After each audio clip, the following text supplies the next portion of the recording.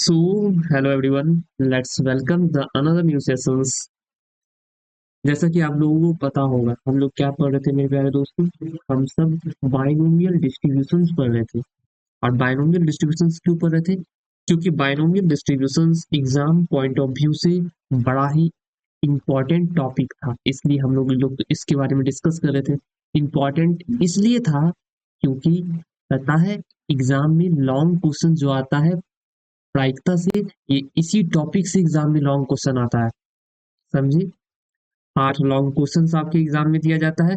उस 8 लॉन्ग में से एक प्रायिकता का दिया जाता है। वो प्रायिकता का लॉन्ग क्वेश्चन बाइनोमियल डिस्ट्रीब्यूशंस का ही रहता था।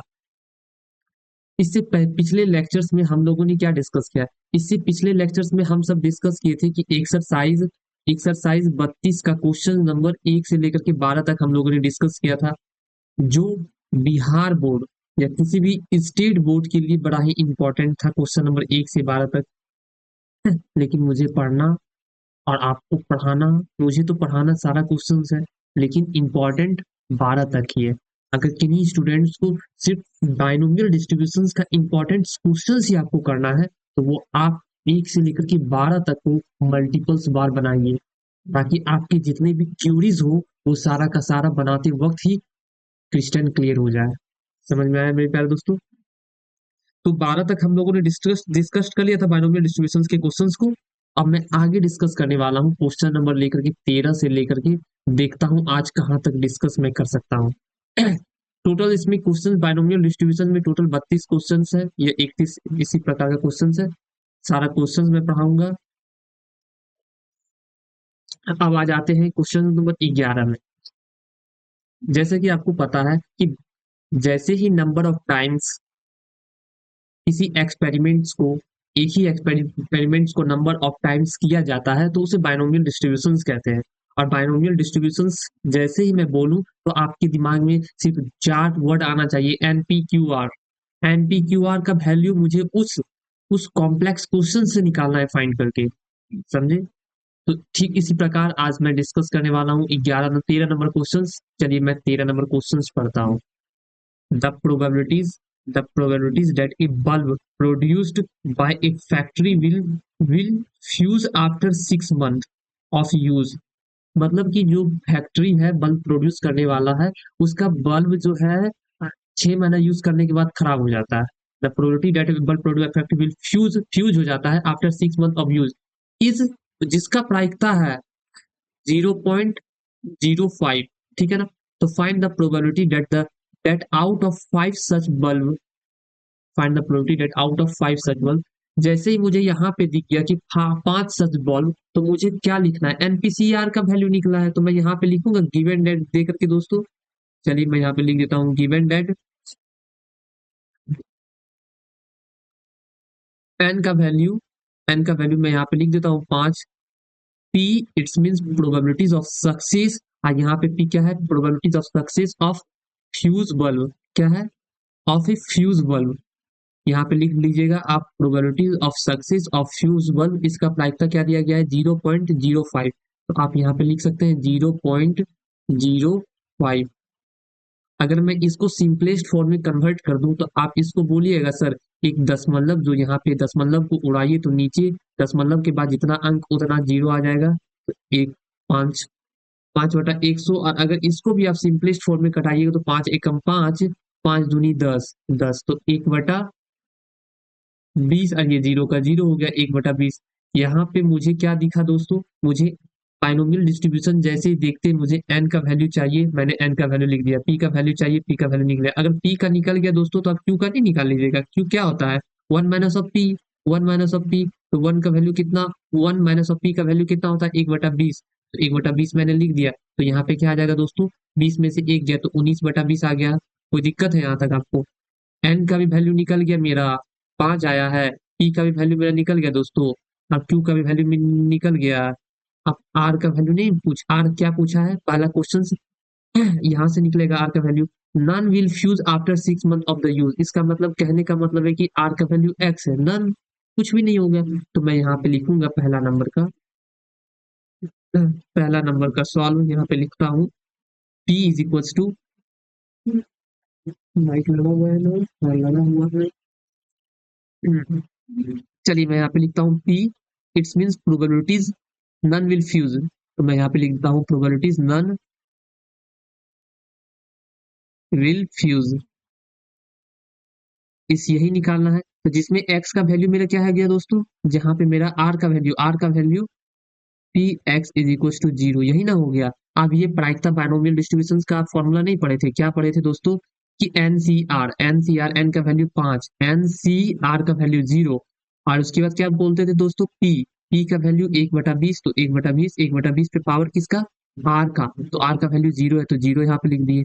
फिर क्यू का वैल्यू 19/20 इस पे पावर किसका दोस्तों, तो N minus of R, N का वैल्यू 5, 5 में से आर का वैल्यू 0, 0। अब इसको देख करके आपको नहीं लगा कि एन सी जीरो इसका वैल्यू क्या होता है दोस्तों, इसका वैल्यू होता है 1, तो 1 का 1 लिख दिए। अगर किसी भी नंबर के ऊपर अगर पावर 0 हो तो उसका वैल्यू 1, तो इसका भी वैल्यू 1। इसमें 19 में से 20 गया, तो दोस्तों 19/20 इस पे घात 5 है तो 5 ही नहीं रह जाएगा, इसका डायरेक्ट आंसर मैं नहीं लिख दूं, 19/20 पे घात 5 का 5 ही आंसर हो गया। आप बोलिए, इज दैट अंडरस्टूड। मैं एक दो क्वेश्चंस के ज़्यादा भी सारा बाइनोमियल डिस्ट्रीब्यूशन का मैं यहाँ पे जैसे सॉल्व करके दिखा दिया। अब आगे जो भी क्वेश्चंस होगा इतना मैं उम्मीद करता हूँ कि 1 से लेकर के 12 तक अगर आप बनाए होंगे तो ये आप सॉल्व करने के लिए सीख गए होंगे। मैं यहाँ तक छोड़ दूंगा, आपको आगे सॉल्व करना है, ठीक है। अब मैं आता हूँ दूसरे नंबर क्वेश्चन पे, एक तो बन गया दोस्तों। अब इसके दूसरे number question, at least one will fuse after 6 month of use, इसका कहने का मतलब एटलीस्ट कम से कम एक फ्यूज हो गया होगा 6 मंथ की यूज के बाद।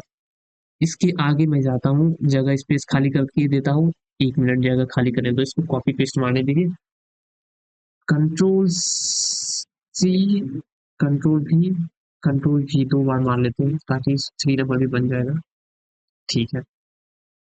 अब मैं इसको यहाँ पे दूसरे नंबर से ये वाला इरेज करता हूँ, ये वाला इसको तो रहने देता हूँ। तो आप एटलीस्ट और एटमोस्ट के बारे में कब से पढ़ रहे होंगे, लेक्चर 1 से ही पढ़ते हुए आ रहे हैं। एटलीस्ट मतलब कम से कम, लेकिन सोचना उल्टा है, यहाँ पे क्या बोला है दोस्तों, यहाँ पे बोल रहा है कि एटलीस्ट आर का वैल्यू मुझे निकालना है, तो आर का वैल्यू ये कहना क्या चाह रहा है, at least one will fuse after the 6 month of use, कम से कम एक, ज्यादा होगा तो भी चलेगा, अगर यहाँ पे एक है तो एक, ज्यादा होगा तो भी चलेगा, एन की संख्या 5 तक है तो 5 तक लिखेंगे, 1 2 3 4 5, 5 तक। आप बताइए इस पांचों का अगर मैं बाइनोमियल डिस्ट्रीब्यूशंस निकालूंगा एनसीआर करके तो इट्स क्वाइट कॉम्प्लेक्स हो जाएगा दोस्तों। ये पांचों का अलग अलग निकालिए, P X is equal to 1, P X is equal to 2, P X is equal to 3, P X is equal to 4, P X is equal to 5, ये पांचों का निकालिए। अगर इसमें बच क्या रहा है दोस्तों, इसमें बच क्या रहा है, इसमें बच सिर्फ एक ही रहा है, P X is equal to 0 बच रहा है ना दोस्तों, एक ही। अगर पांचों एक ही बच रहा है कि नन, अगर नन विल फ्यूज होगा 6 मंथ का यूज, तो ये एक ही। और हम इतना दिन से पढ़ते हुए आ रहे हैं दोस्तों कि प्रायिकता होने की घटना और प्रायिकता ना होने की घटना दोनों का सम एक के बराबर होता है। तो अगर मैं यहाँ पे नहीं लिख लूंगा कि इसी को हटा करके मैं यहाँ पे नहीं लिख लूंगा, दूसरा number P P P at least one will fuse, at least one one fuse, इसका प्रायिकता निकालना है, तो इसको मैं नहीं लिख लूंगा वन, मैं वन में से नन को अगर मैं माइनस कर दूं, P X is equal to 0, तो इसका वैल्यू नहीं आ जाएगा दोस्तों। हाँ बोलिए हाँ एक बार, चलिए हाँ आ गया। मैंने मैंने सुन लिया कि आप हाँ बोल दिए। तो एक्स का वैल्यू जीरो, इसका तो अभी प्रायिकता निकाले थे, क्या आया था दोस्तों, 19/20 पे घात 5, यही ना आया था। इसी का जो आप वहां पे इतने सारे को कूट करके लिख दीजिएगा, मैं यहाँ पे डायरेक्ट यही लिख देता हूँ क्योंकि मैं अभी तुरंत निकाला था, 19/20 पे घात 5 था, 5 था तो 5 लिख दिए। अब मुझे ये देख के बताइए कि ये सॉल्व होने वाला है,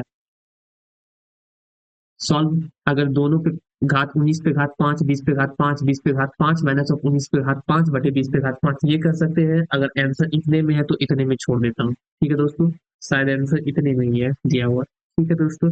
अब आ जाते हैं 3 नंबर पे, 3 नंबर पे, इसको मैं इरेज करता हूँ। ज्यादा है नहीं टफ ये क्वेश्चन, बाइनोमियल डिस्ट्रीब्यूशन सिर्फ झूठ मूठ का हवा जो बोलते हैं ना, हवा बना के रखे हुए कि स्टूडेंट्स अपने बीच में कि प्रायिकता बहुत ज्यादा क्वाइट कॉम्प्लेक्स लगता है आप लोगों को, लेकिन ऐसा है नहीं। चलिए मैं 3 नंबर अब पढ़ाता हूँ। 3 नंबर में क्या बोला है दोस्तों कि not more than one bulb will fuse after the 6 month of use. Not more than one, यानी नॉट मोर देन, एक से ज्यादा नहीं, इसका मतलब एक होगा। तो इसमें क्या होगा दोस्तों, या फिर कोई बल्ब फ्यूज नहीं हुआ होगा।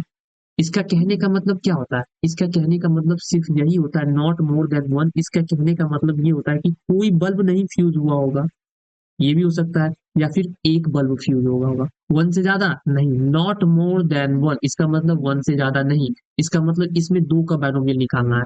तो यहाँ पे चलिए दो का निकालते हैं।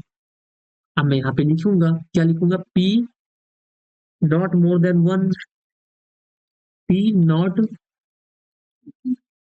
मोर देन वन। इसका कहने का मतलब है P X is equal to zero plus of P X is equal to one. यही कहने का मतलब है, और कुछ बाकी कहने का इसका मतलब है कि नहीं, इसका कहने का मतलब ही कुछ नहीं है। अब इसका आप बाइनोमियल निकालिए, तो इसका आप निकाले थे 19/20 पे पावर या घात 5 हो गया, प्लस ऑफ वन का निकालिए दोस्तों। तो वन का आप निकालिएगा, तो वन का निकालने के लिए अभी आपको क्या बताए थे कि एन सी आर मतलब 5C1। पी का वैल्यू 19 बटा, नहीं नहीं, पी का वैल्यू 1/20। तो 1/20,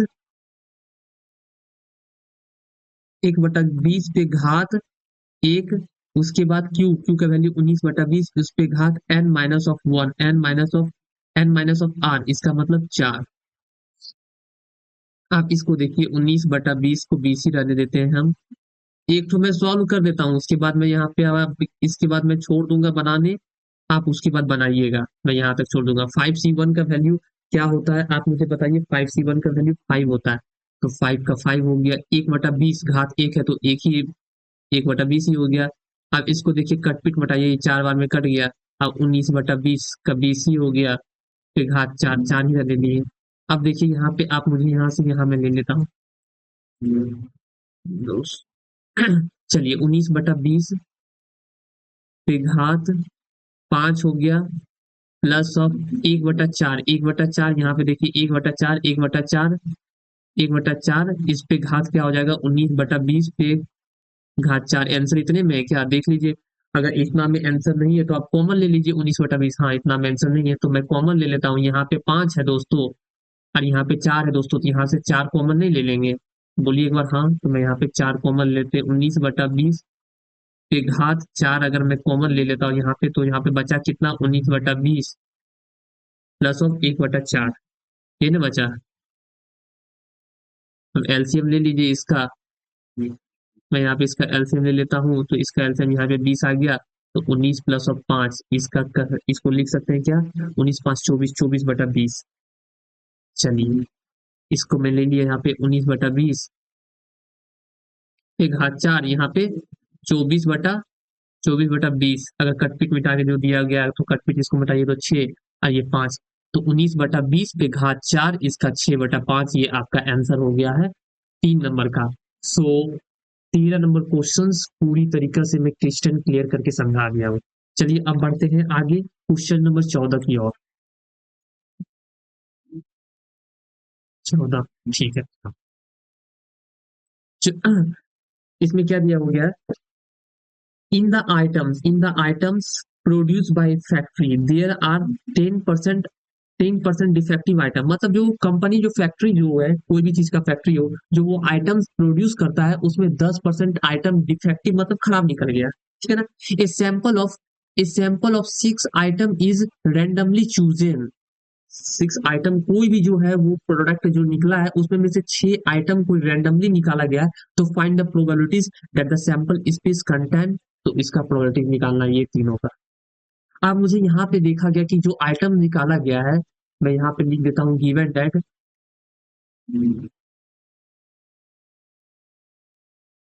जैसे ही दिख गया मुझे कि रैंडमली 6 आइटम निकाला गया है, 5 आइटम निकाला गया, ये सब एक्सपेरिमेंट किया गया है दोस्तों। और जब एक्सपेरिमेंट किया गया तो वो बाइनोमियल डिस्ट्रीब्यूशंस के क्वेश्चंस हो गए हैं। और बाइनोमियल डिस्ट्रीब्यूशन जैसे ही दिख जाए तो मेरे दिमाग में सिर्फ 4 वर्ड आना चाहिए दोस्तों, NPQR। तो मैं यहाँ से लिखता हूँ n is equal to 6, n is equal to number of trials, number of times randomly chosen is equal to 6, ये लिखना है आपको।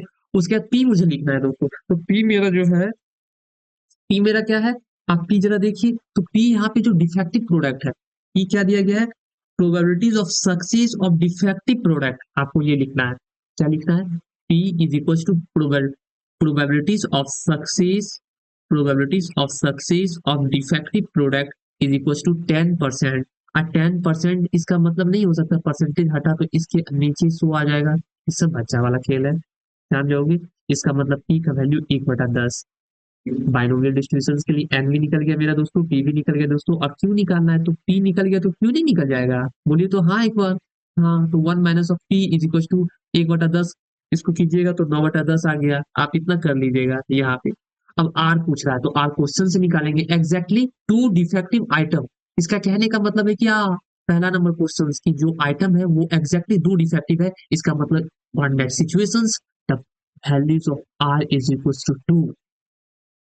समझ गए, एग्जैक्टली बोल दिया, एग्जैक्टली मतलब, एग्जैक्टली मतलब एकदम दो निश्चित। तो यहाँ पे लिखेंगे P, P exactly two defective,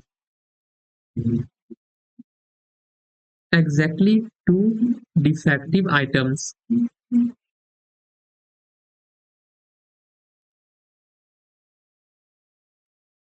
अब यहाँ पे नहीं निकाल लीजिएगा, P X is equal to 0, कुछ कहने का है, कुछ कहने का है, नहीं नहीं, दो जीरो नहीं, दो है ना, तो दो लिख देंगे यहाँ पे, ठीक है, दो। अब यहाँ से नहीं मुझे बोल दीजिएगा छोड़ देने के लिए, बोलिए कि छोड़ देने के लिए। अब आप यहाँ से एनपीसीआर का वैल्यू करके नहीं निकाल लीजिएगा, आप निकालिए बैठ करके, मैं फिर भी निकाल देता हूँ, आप निकालिए। क्या निकालिएगा, एनसीआर, एनसीआर, एन का वैल्यू मेरा कितना है दोस्तों 6, सी आर, आर का वैल्यू 2, उसके बाद पी का वैल्यू, पी का वैल्यू 1/10, 1/10 पे पावर आर, तो आर लिख दिए। क्यू का वैल्यू 9/10, तो 9/10, 9/10 पे पावर कितना हो जाएगा दोस्तों, 9/10 पे पावर n - तो 6 में से 2 गया तो 4, यहाँ तक आ गया। अब इसको कट पिक मिटा करके आप निकाल लीजिएगा, ठीक। मैं एक तो निकाल तो दिया था वहां पे, आप इसको निकाल लीजिएगा, 6C2, तो 6 गुना ऑफ 5 गुना ऑफ 3 गुना ऑफ 2, चलिए 1/100, इसको 1/10 ही रहने देते हैं, 1/10 ही रहने देते हैं यहाँ पे। हाँ, इसको रहने देते हैं 9/10 पे घात 4, 1/2 पे है तो यहाँ पे 100 कर दिए, कोई दिक्कत है, कोई दिक्कत नहीं है।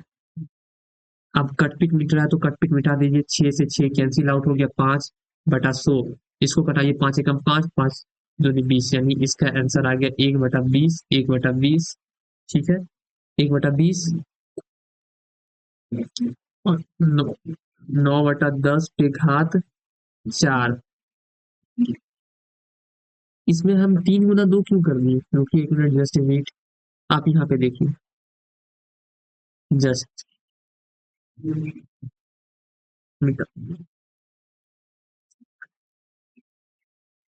नीचे 2 है, ऊपर 2 रिवर्स में, ठीक है, तो उल्टा में, तो 6 × 5, नीचे 2 × 1, चलिए आ गया।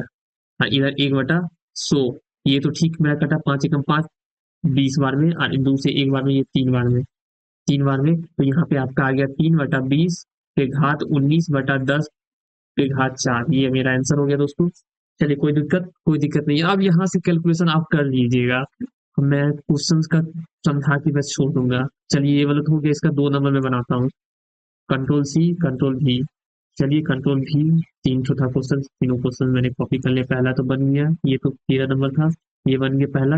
इसका दूसरा नंबर, इसका दूसरा नंबर के लिए क्या बोला, not more than 2 are defective, तो अब इसको मैं मिटाता हूँ, मिट जाओ, मिट जाओ, मिट क्यों नहीं रहा, stop eraser, point eraser, point eraser नहीं चाहिए, स्टॉप इरेजर। चलिए, नॉट मोर देन टू, इसका कहने का मतलब है कि जीरो और एक, आप इसका वैल्यू आर की जगह पे जीरो और एक बार एक से नहीं निकाल लीजिएगा। बोलिए एक बार हाँ, इसको मैं यहाँ तक बना के छोड़ दूंगा, आप आगे उसको कंप्लीट कीजिएगा। ठीक है दोस्तों, यहाँ तक इसका देखिए आर का वैल्यू, जब ये बोला एन पी क्यू आर निकालना है तो दूसरा नंबर लिखेंगे यहाँ पे probabilities not more than two defective,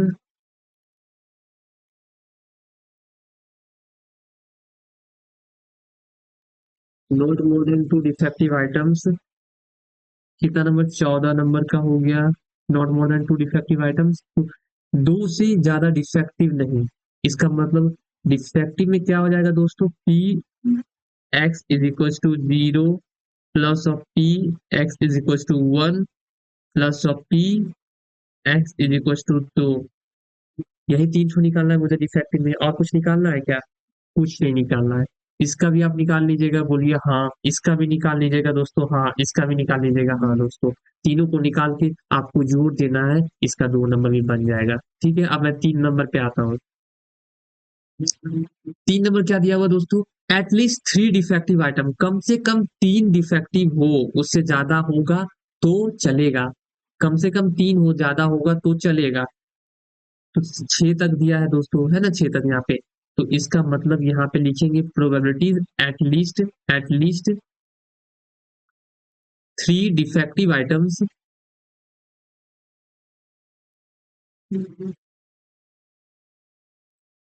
तो इसमें यहाँ पे आपका हो गया पी, 3 और अधिक होगा तो भी चलेगा, तो P X is equal to 3 plus of P X is equal to 4 plus of P X is equal to 5 plus of P X is equal to 6।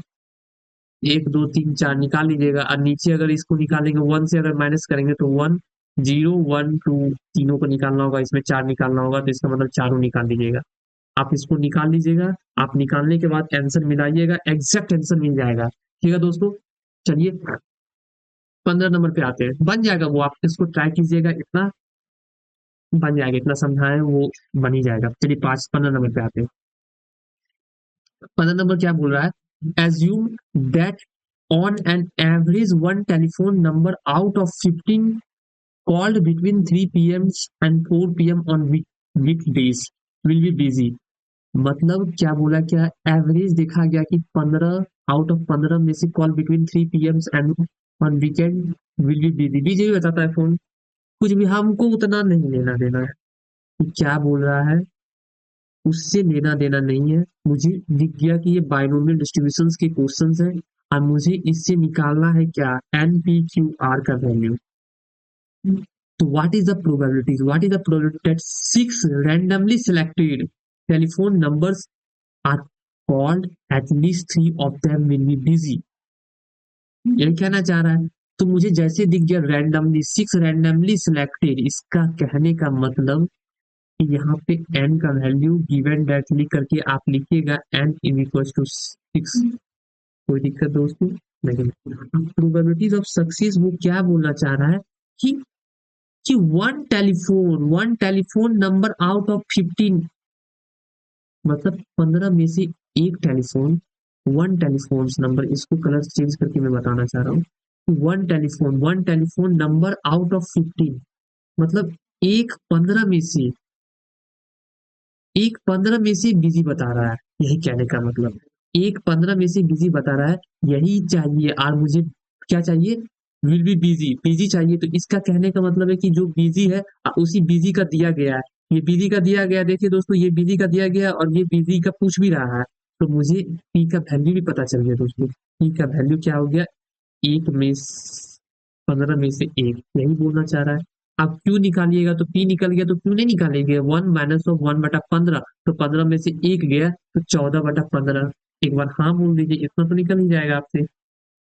अब आर पूछ रहा है दोस्तों, तो आर क्या बोल रहा है कि what is the probability that 6 randomly selected telephone numbers call at least 3 of them, कम से कम 3, ज्यादा होगा तो चलेगा। तो कम से कम 3, ज्यादा होगा तो चलेगा। तो आप यहाँ पे लिखिएगा आर का वैल्यू क्या चाहिए, आर का वैल्यू 3 ज्यादा होगा तो भी चलेगा, तो 3, 4, 5, 6, 7 भी लिखेंगे क्या? नहीं, क्योंकि यहाँ पे n की संख्या 6 तक ही है तो 6 तक ही लेंगे। अब यहाँ पे इसका प्रोबेबिलिटी निकालिएगा, कैसे निकालिएगा प्रोबेबिलिटीज? आप एक वर्ड लिखिएगा यहाँ पे, पी, पी एटलीस्ट, कुछ ज्यादा ही बड़ा लिख रहा है, एटलीस्ट 3 विल बिजी, क्या चाहिए? At least three of them will busy, तो आप लिखिएगा at least 3 of them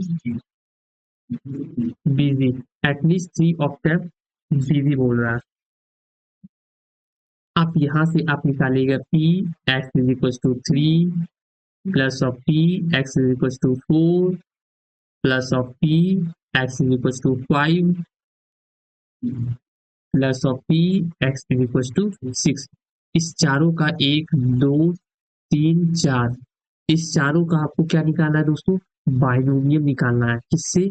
NP-CR, NP-C, उसके बाद P इंटू Q से आप बाइनोमियल डिस्ट्रीब्यूशन इसका चारों का निकाल लीजिएगा, और इस चारों का निकालने के बाद आप आंसर मिल जाएगा, आप पुट कर लीजिएगा। समझे दोस्तों?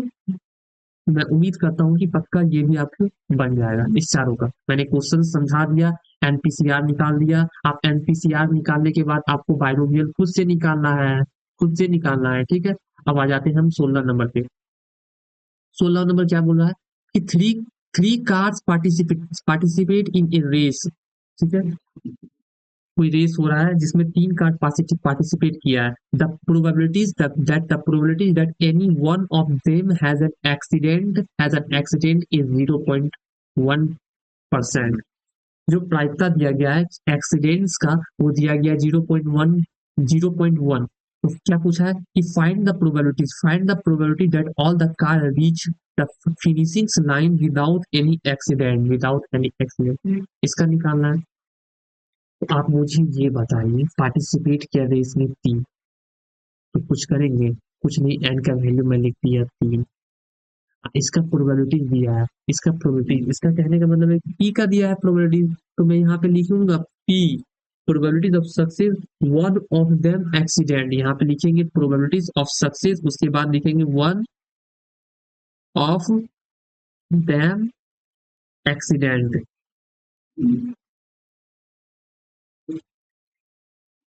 यही निकालेंगे, तो इसका कितना दिया हुआ? 0.1%। इसका कहने का मतलब पॉइंट हटाएंगे तो एक नीचे 10 आ जाएगा, तो 1/10 आ गया।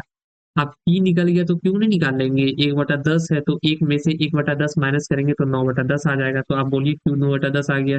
हाँ बोल दीजिए एक बार, 9/10। अब आर क्या बोल रहा है? डेट विदाउट, आर का वैल्यू निकालना है, तो आर का वैल्यू कहाँ से निकलेगा दोस्तों?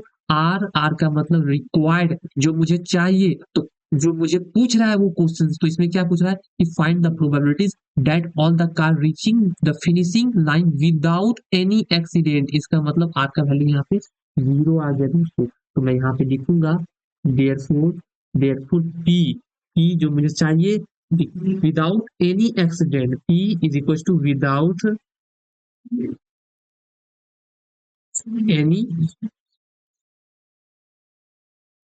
एनी एक्सीडेंट, ठीक है।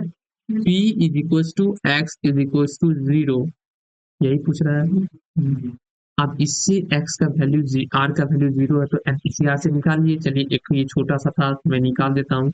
N P N C R, N मतलब 3, सी, आर का वैल्यू 0, तो जी सी का वैल्यू 1/10, तो 1/10, 1/10 पे घात कितना हो जाएगा दोस्तों? 0, आर का वैल्यू है। उसके बाद 9/10, 9/10 पे घात कितना हो जाएगा? 3 माइनस ऑफ 0, इसका मतलब 3, इसका वैल्यू अब बताइए। इसका 1 आ गया, इसका भी 1 आ गया, इसका 9/10 पे घात 3, इसका मतलब 9/10, तो 9 का क्यूब, 9 का घन क्या होता है? 9×81, 81×729, तो 729/10 का घन 1000। तो ये इसका आपका आंसर हो गया दोस्तों। कोई दिक्कत? कोई दिक्कत नहीं है। इस यहाँ तक आपको क्रिस्टल क्लियर समझ में आया क्या होगा दोस्तों? चलिए अब मैं बढ़ती हूँ क्वेश्चन नंबर 17 पे, बिना दिस डैट की बातें किए हुए क्वेश्चंस पे, ठीक है ना। क्वेश्चन 17 नंबर क्वेश्चन आपको क्या बोला है कि past report show that past records show that the 80% of the operation performed by a certain doctor were successful.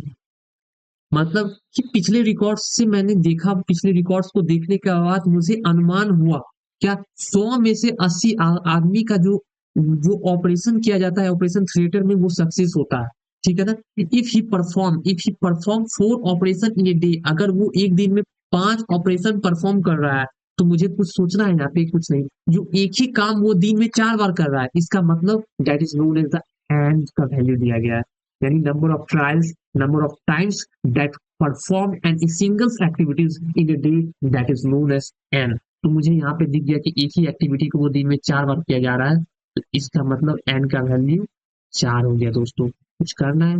कुछ नहीं करना था, मुझे कुछ करना था, कुछ नहीं करना था।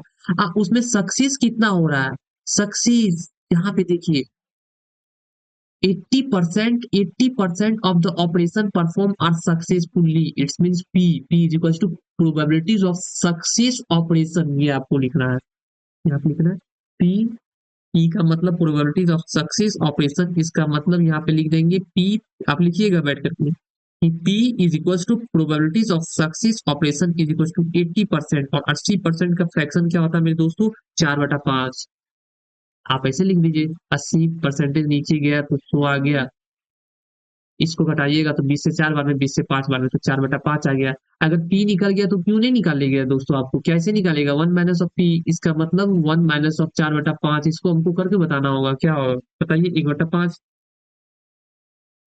यहाँ तक क्लियर हो गया। अब वो पूछ क्या रहा है, अब मैं उस पे जाता हूँ। पूछ क्या रहा है कि व्हाट आर, जिससे मुझे आर रिक्वायर्ड पूछ क्या रहा है, आर निकालने के लिए व्हाट इज द प्रोबेबिलिटीज, क्या प्रायिकता होगा that at least three operation will be successfully, कम से कम 3 ऑपरेशन सक्सेसफुली हो, ज्यादा हो तो भी चलेगा। एटलीस्ट का मतलब है कम से कम, एटलीस्ट मतलब कम से कम 3 ऑपरेशन जो सक्सेसफुली हो, ज्यादा हो तो भी चलेगा, ज्यादा हो तो भी चलेगा। इसका कहने का मतलब है पी, इट्स मीन प्रोबेबिलिटीज। यहाँ पे लिखेंगे P at least 3 operation will successfully, P at least 3 operation, ये कैसे लिखा है, operation success will be successfully, तो आप यहाँ पे लिख लीजिएगा विल बी सक्सेसफुल।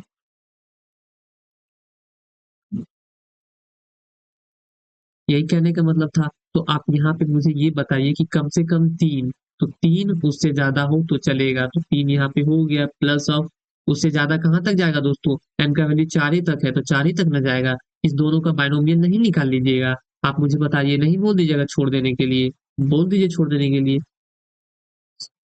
फिर भी आप नहीं निकाल पाइएगा बाइनोमियल। मैं इसके ऊपर निकाल रहा हूँ, ठीक है, ऊपर देखिए आप।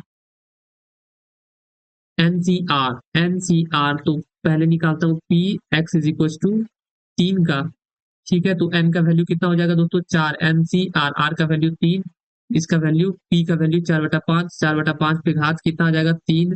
क्यू का घात कितना हो जाएगा? 1/5। एन माइनस ऑफ आर, इसका मतलब एक का एक ही रहने दीजिए, कोई दिक्कत है यहाँ पे? नहीं।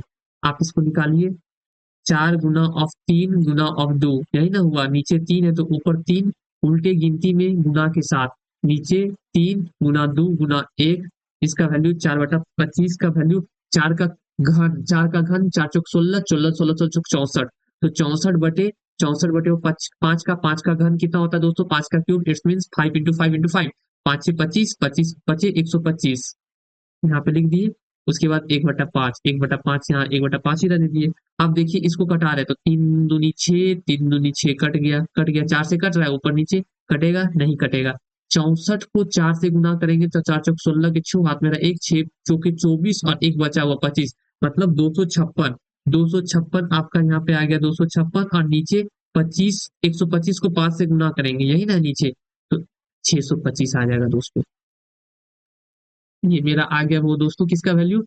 इसका value X is equal to 3 का वैल्यू कितना आ जाएगा? 256/625, मैंने यहाँ पे लिख दिया। अब 4 का निकालना है दोस्तों, तो मैं यहाँ पे इरेज करके 4 का निकाल दूं।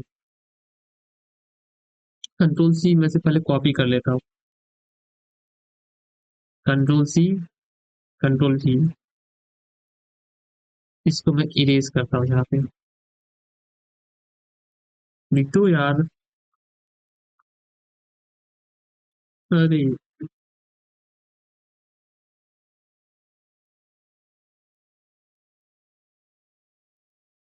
मिर्चा मिर्चा, चलिए अब मिट जाएगा। अब बायनोमियल डिस्ट्रीब्यूशंस का r इज इक्वल टू 4 निकालना है और उसके बाद पुट कर देना है। चलिए 4 निकालते हैं। P X is equal to 4, N C R is equal to 4c4। यही नहीं करना है। पी का वैल्यू 4/5, इस पे घात कितना हो जाएगा दोस्तों, 4। एक पी क्यू का वैल्यू 1/5, 1/5 इस पे घात 4 में से 4 गया 0। इसको देखिए तो आप इसका वैल्यू कितना दिन से पढ़ते हुए आ रहे हैं कि एन सी एन का वैल्यू 1 होता है दोस्तों। और 4/5 पे घात 4 है तो इसका क्यूब निकालना है। 4 का क्यूब कितना होता है देखिए, निकालिए मन में ही मैं निकालता हूँ। 4 चौक 16, 4 चौक 16, 4 चौक 16, अब फिर 16, 2 बार 16, 16 तो 16 का क्यूब 256। तो आप गुना कर लीजिएगा, 4 गुना 4 गुना 4 गुना 4, तो इसका आ जाएगा 256। 256 बटे और 5 का क्यूब, 5 का क्यूब, 5 का क्यूब, 5 का क्यूब 125 लिखे थे और उसको 5 से गुना करेंगे तो 625 इंटू गुना में इसका 1 का 1, इसका भी उतना ही आया है। तो 256 बटे अब 625, आप इसको जोड़ लीजिएगा। एलसीएम 625 का 625 से आएगा। 256 और 256 को जोड़िएगा तो 250 को जोड़े तो 500, 500 और 6 6 12, 512/625। ये आपका आंसर हो गया दोस्तों। 17 नंबर भी हो गया आपको क्लियर। कुछ था क्या बाइनोमियल डिस्ट्रीब्यूशन में? कुछ नहीं। अगर आपको एग्जाम पॉइंट ऑफ व्यू से सीट देखना है तो 1 से लेकर के 12 तक ही इंपॉर्टेंट है। उसको आप मल्टीपल्स बार बनाइए, एनसीआर का मल्टीपल्स बार खेल कीजिए बस। अगर पूरा बनाना है बुक से तो पूरा बना सकते हैं आप। चलिए अब 18 नंबर आ जाते हैं क्वेश्चन। देखते हैं कहाँ तक डिस्कस कर पाता हूँ मैं आज। 18 number, the probabilities that a man hitting a target is 1/4। मतलब टारगेट, इसका मतलब वो सक्सेस दिखा रहा है, इसका मतलब वो पी का वैल्यू दिया गया है। आगे देखते हैं एन का वैल्यू निकालते हैं। इफ यू फायर 7 टाइम्स, इसका मतलब एक ही फायर जो वो फायर करता है मैन, एक ही चीज को वो मल्टीपल्स बार कर रहा है, इसका मतलब ये बाइनोमियल डिस्ट्रीब्यूशन के क्वेश्चन हो गए। तो मैं यहाँ पे लिखूंगा N is equal to number of times hittings a target, number of times hitting a target is equal to N is equal to 7 हो गया दोस्तों। अब पी निकालूंगा मैं। P the probabilities of a man hitting a target is equal to 1/4। तो मैं यहाँ पे लिख दूंगा पी का वैल्यू, क्या लिखूंगा, 1/4। अब पी निकल गया दोस्तों, तो क्यों नहीं आप निकाल लीजिएगा। कैसे निकालिएगा, 1 - 1 - 1 पी, तो 1 - 1/4 इज इक्वल टू 3/4। वही लिख लीजिएगा दोस्तों। एन पी क्यों निकल गया। अब आर क्या पूछ रहा है, what is the probability of hitting the target at least twice, कम से कम 2 हो, ज्यादा हो तो भी चलेगा। कम से कम 2 हो, ज्यादा हो तो भी चलेगा, यही कहने का मतलब है। तो आर बोल रहा है, आर क्या बोल रहा है, पी। पी, आप यहाँ पे आर देखिएगा, मैं आर लिखूंगा at least twice, at least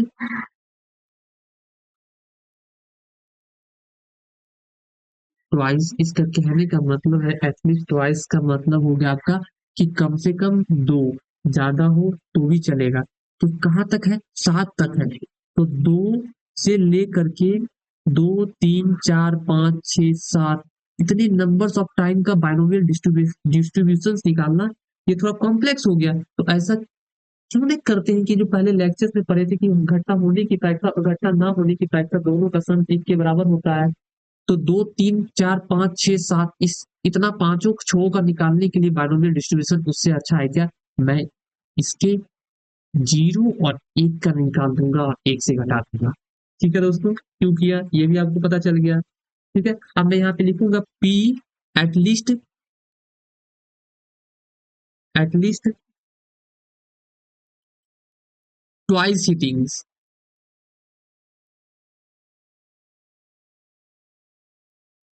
हिटिंग्स the target,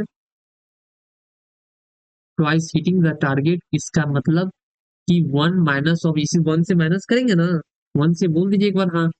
P X is equal to 0 plus of P x equals to 1, binomial निकालेंगे, एक एक्स का 0 और एक 1 का, उसी में खेला खत्म हो गया दोस्तों। हो गया ना खेला खत्म।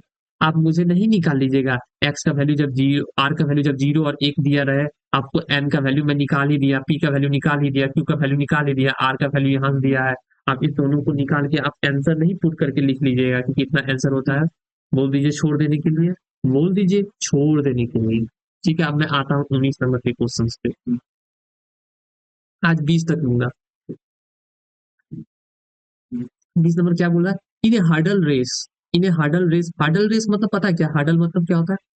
हर्डल एक तरह से, हर्डल मतलब होता है ऑब्स्ट्रक्शंस, ऑब्स्ट्रक्शन मतलब हिंड्रेंस, इसका मतलब बाधा डालना।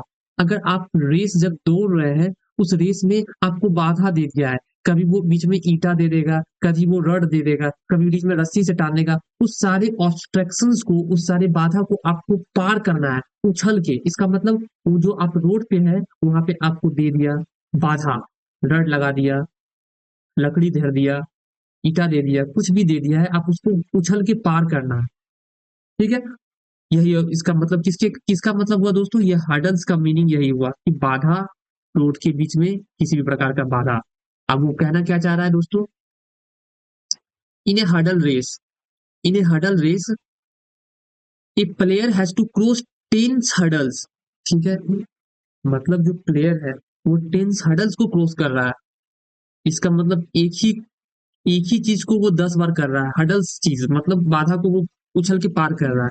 तो यहाँ कहने का मतलब है एन इज इक्वल टू 10 आ गया दोस्तों। कोई दिक्कत, कोई दिक्कत नहीं। उसमें आगे वो क्या बोलना चाह रहा है कि the probabilities that he will clear each hurdle is 5.5/6। इसका मतलब एक ही चीज, सक्सेस ही दिया हुआ है कि एक ही हर्डल को पार करने की प्रायिकता दिया गया है 5/6, पास करने की प्रायिकता 5/6। तो what is the probability that he will knock down fewer than 2 hurdles,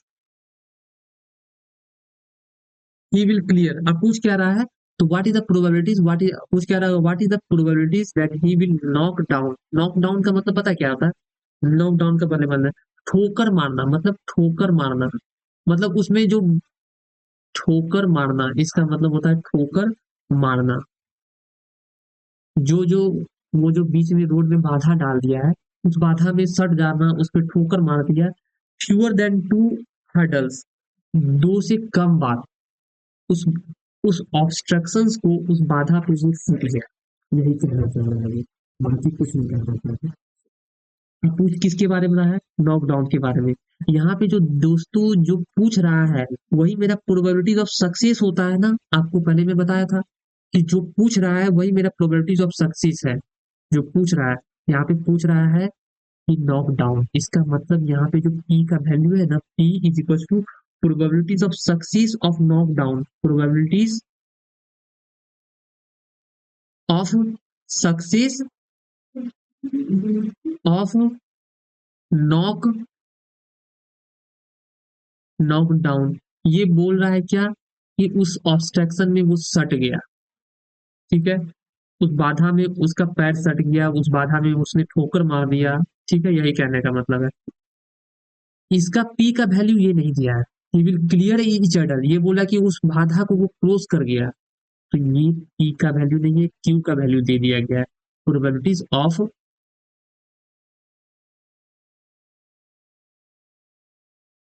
value यहाँ पे नहीं लिखेंगे, हाँ लिख सकते probabilities of value of knockdown, ये भी लिख सकते हैं आप। इसका कहने का मतलब 5/6 में वो सट गया, तो इससे 1 माइनस करेंगे, यही ना होगा जी। तो 1 से माइनस कीजिएगा तो आप इसको 1 - 5/6, तो इसका मतलब आप क्या हो गया, 1/6।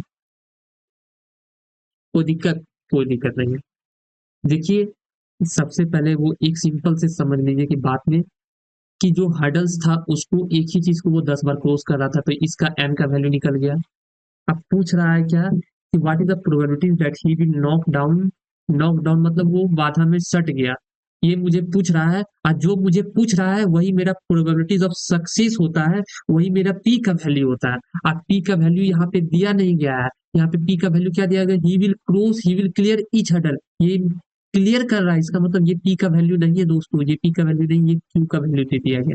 तो मैंने यहाँ पे लिख दिया कि probabilities of value of knockdown, इसका मतलब वो उसमें सटा नहीं, उस बाधा में वो सटा नहीं। ये मेरा पी का वैल्यू हो गया 5/6, और पी का वैल्यू इस एक से घटा के निकाल लिए, निकल गया मेरा। अब आर का निकालना है दोस्तों, अब जो पूछा गया वो निकाल लेते हैं, कोई दिक्कत है नहीं। रिक्वायर्ड प्रोबेबिलिटीज मैं यहाँ पे लिखूंगा, रिक्वायर्ड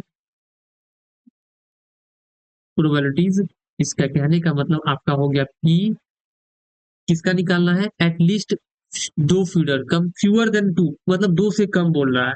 इसका कहने का मतलब है कि फ्यूअर देन टू, दो से कम, यही कहने का मतलब हो रहा है। तो क्या हो जाएगा दोस्तों, पी एक्स इक्वल टू, एक बार जीरो ले लीजिएगा और एक बार पी एक्स इक्वल टू 1 ले लीजिएगा। इस दोनों का बायनोमियल डिस्ट्रीब्यूशन निकाल लिए और दोनों का जोड़ दीजिए, ये आपका आंसर आ जाएगा दोस्तों। कोई दिक्कत, कोई दिक्कत नहीं, इतना मैं उम्मीद करता हूँ कि आप कर लीजिएगा।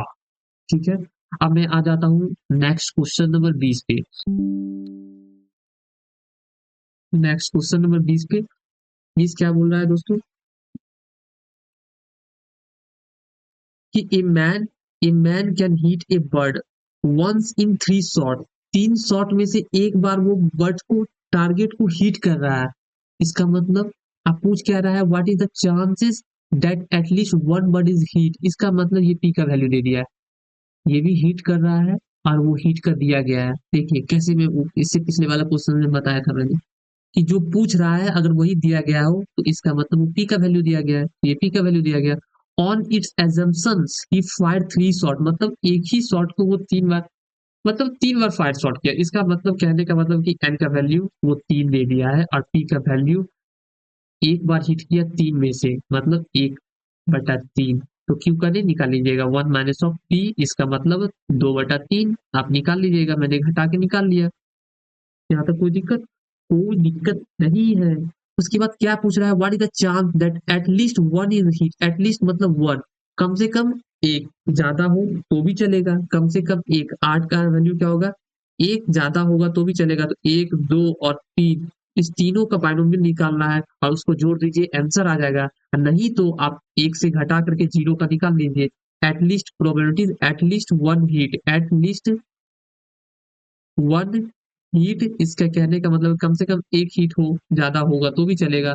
तो ऐसा नहीं करते कि 1 - से माइनस कर लेते हैं, एक को बार हीट नहीं होगा तो उसी का आंसर नहीं निकल जाएगा दोस्तों। आप इसको निकाल लीजिएगा, NC0, तो n का वैल्यू मेरा 3 आ गया, 3 में से C0 इस छोटा सा निकाल देते हैं, p का वैल्यू 1/3, 1/3 पे घात 0, और इसका वैल्यू 2/3, 2/3 पे घातन n-0, इसका मतलब 3 का 3 ही आ गया दोस्तों। तो एक में से एक गया, ये भी एक गुना में आ गया, 2/3, 2/3 पे घात 3 है तो 2 का क्यूब 8 हो गया दोस्तों, और 3 का क्यूब 27 हो गया दोस्तों। तो 8/27, इसका मतलब 27 में से 8 गया दोस्तों, तो 19/27, ये आपका आंसर आ गया दोस्तों। कोई दिक्कत नहीं है, यहाँ तक आपको क्रिस्टन क्लियर समझ में आ गया।